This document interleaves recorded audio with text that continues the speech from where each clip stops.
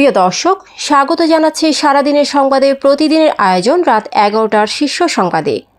সারা বিশ্বের গুরুত্বপূর্ণ সব সংবাদের শিরোনাম জেনে নিন শুরুতেই। বাংলাদেশের রাজনৈতিক ইতিহাসে নতুন পটভূমি, গণ অভ্যুত্থানে নেতৃত্ব দেওয়া তরুণদের রাজনৈতিক দলের আত্মপ্রকাশ। গণ অভ্যুত্থানে আহতদের গেজেট জুলাই যোদ্ধা প্রকাশ। সংবিধান পুনর্লিখন একটা ভুল ধারণা, মন্তব্য ডক্টর কামালের।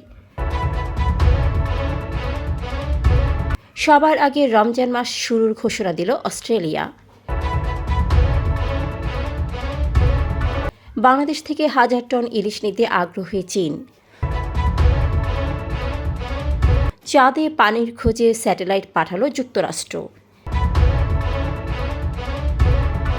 জাপানের দাবানলে 600 একর বনভূমি পুড়ে ছাই।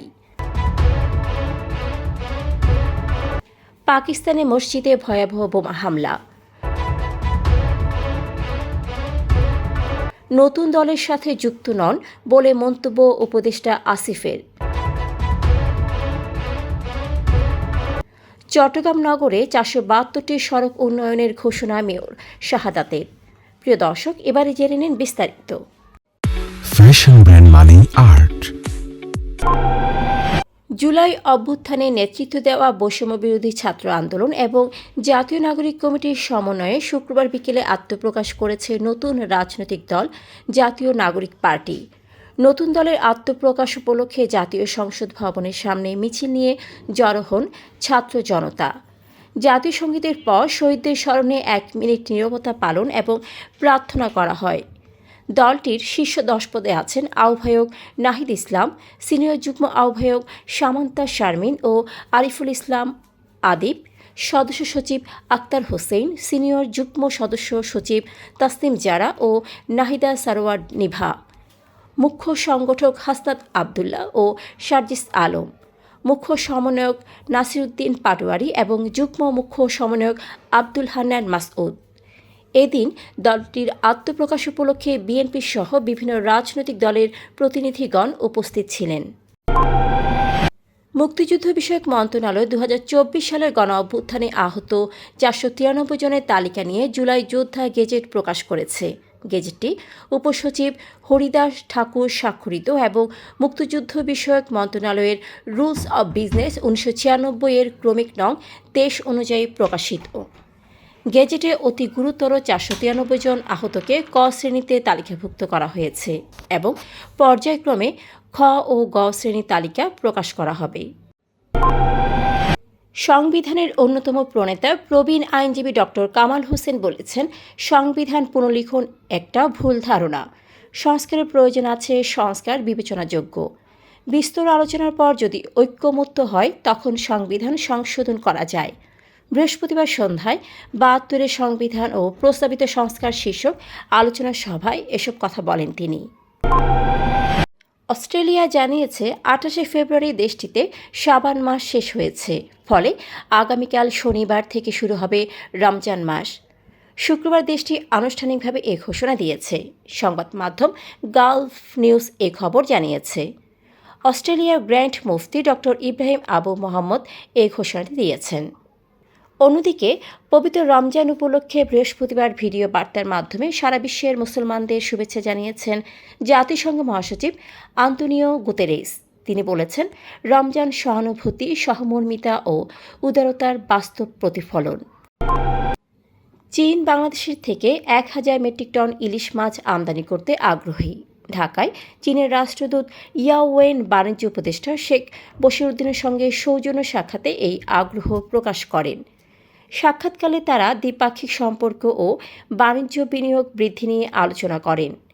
ইয়াওয়েন বলেন, চীনে ইলিশ মাছের চাহিদা রয়েছে এবং বাংলাদেশে আম, কাঁঠাল, পেয়ারা আমদানি এবং এসব খাতে বিনিয়োগ বাড়ানোরও আগ্রহ প্রকাশ করেন।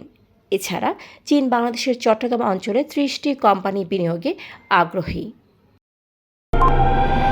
চাঁদে পানির অবস্থান শনাক্ত করতে একটি স্যাটেলাইট উৎক্ষেপণ করেছে যুক্তরাষ্ট্র। বিজ্ঞানীরা ধারণা করছেন যাদের পানির উৎস বুঝতে পারলে পৃথিবীর পানির উৎস সম্পর্কেও গুরুত্বপূর্ণ ধারণা পাওয়া যেতে পারে। গত ২৬শে ফেব্রুয়ারি বুধবার যুক্তরাষ্ট্রের ফ্লোরিডা থেকে স্পেস এক্স ফ্যালকন ৯ রকেটে করে স্যাটেলাইটটি উৎক্ষেপণ করা হয়। এটি চাঁদের পৃষ্ঠে পানির অবস্থান চিহ্নিত করবে। জাপানের উত্তরাঞ্চলে ভয়াবহ দাবানলে ৬০০ একরেরও বেশি বনভূমি পুড়ে গেছে এবং অন্তত ৮৪টি ভবন ধ্বংস হয়েছে। দাবানলে একজনের মৃত্যুর খবর পাওয়া গেছে। গত ২৬শে ফেব্রুয়ারি বুধবার ইয়োআত অঞ্চলের অফুনাত শহরে আগুনের সূত্রপাত হয় এবং তা আশপাশের এলাকায় ছড়িয়ে পড়ে। বৃহস্পতিবার নিরাপত্তার জন্য ৩,৩০০ বাসিন্দাকে শহর থেকে সরিয়ে নেওয়া হয়। দাবানল নিয়ন্ত্রণে দমকল কর্মীরা হেলিকপ্টার থেকে পানি ছেটাচ্ছে। ৬৯০ জন কর্মীর সহায়তা পাঠিয়েছে দেশটির অগ্নি ও দুর্যোগ ব্যবস্থাপনা সংস্থা। পাকিস্তানের খাইবার পাখতুনখাওয়া প্রদেশের নওশেরার দারুল উলুম হাক্কানিয়া মসজিদে শুক্রবার ভয়াবহ বোমা হামলায় ৪ জন নিহত এবং ১২ জন আহত হয়েছেন। হামলা জুমার নামাজের সময় মসজিদের প্রথম সারিতে আত্মঘাতী বোমার বিস্ফোরণে ঘটে। জিও টিভি জানায়, হামলায় জমিয়ত উলেমা ই ইসলামী নেতা মাওলানা হামিদুল হক হাক্কানি গুরুতর আহত হয়েছেন। পুলিশ জানায়, হামলার মূল লক্ষ্য ছিলেন তিনি। স্থানীয় সরকার মন্ত্রণালয়ের উপদেষ্টা আসিফ মাহমুদ সজীব ভুঁইয়া বলেছেন, আমি দলের কার্যক্রমের সঙ্গে যুক্ত নই, কারণ আমি এখন সরকারের দায়িত্বে আছি।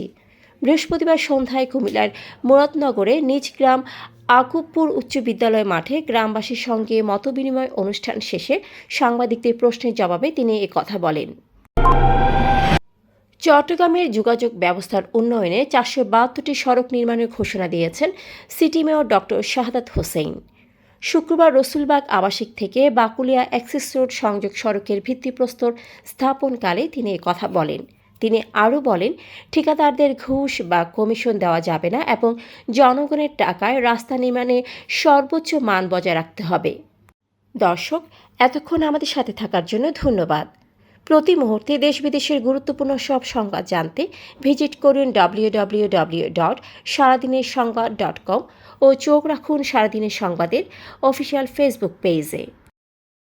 Fashion brand money art. Men's, ladies and kids wear art. Be smart.